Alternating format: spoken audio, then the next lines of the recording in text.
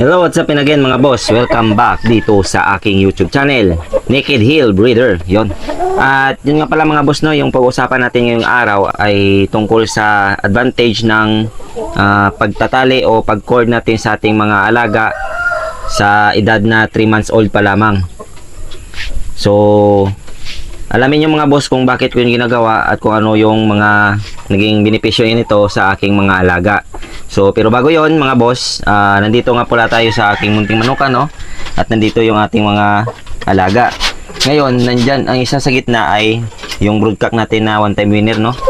Naglulugon kasi siya mga boss, kaya dyan ko siya nilagay sa masikip na hindi siya makapamalakpak o maka-stretch ng kanyang mga pakpak, no? Dahil kapag bagong tubo kasi yung pakpak niya, ay posibleng masisira o maputol ito kapag maganyan siya ng kanyang pakpak, no? So para maiwasan natin yun mga boss, dyan ko siya binilagay sa masikip para na insakto lang siyang nakatayo at hindi siya makagalaw. Makagalaw man siya, makaikot-ikot lang, pero hindi siya stretch ng kanyang mga pakpak. At so yun na nga mga boss, no? Dumako na tayo sa ating pag-usapan. Bakit nga ba ako nagtatali ng aking mga warriors o yung aking mga Naked Hill na edad 3 months old pa lamang? At bakit ko kaya yun ginagawa? So ang sagot ko dyan mga boss, simple lang.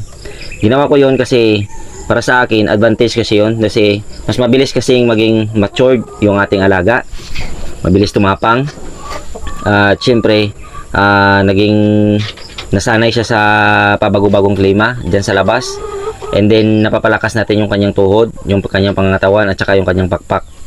So, yun lang yung pinakasimple talaga dyan na intent ko. Yung gusto ko talagang mangyari sa aking alaga na masanay agad sa pabago-bagong klima. Lumakas yung tuhod, lumakas yung pangangatawan, maging solid dahil naiinitan na tinatamaan ng sikat ng araw. At syempre, maging masigla, no? At nasanay kasi nasanay na kasi siya sa labas, tapos nagkakahig, pumapalakpak, lumalakas yung kanyang pakpak, tapos yung muscle sa kanyang katawan nade-develop mga boss, lalong-lalo na sa kanyang balakang o hita, dahil yun yung pinaka-importante kapag ito ay gawin nating warrior in the future. So ganun lang yung rason ko mga boss, no? At yun yung advantage kung bakit mas maganda na itali natin ng mas maaga yung ating mga alaga na future warrior o yung ating magiging panlaban soon o sa future na mga Naked Hill. So yun lang mga boss yung mai-share ko na naman sa inyo ngayong araw na simpleng idea, pero napaka-effective naman ito para sa akin mga boss, no? Based sa aking experience. At yun nga, napapalakas ko na yung aking mga alaga na bata pa at nasanay na siya sa labas.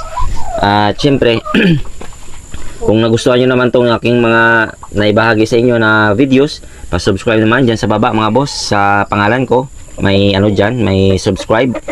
I-click nyo yung subscribe, then may bell button na lalabas, i-click nyo yung bell button, then may lalabas dyan na select all, i-click nyo yung select all para lagi kayong updated sa mga susunod ko pa na videos. At yun lang mga boss, no? Lagi nating tatandaan na ang Naked Hill ay sports lamang. Huwag tayong magpakalulong sa sugal at lagi nating unahin ang ating pamilya. Yun lang, maraming salamat and God bless ating lahat.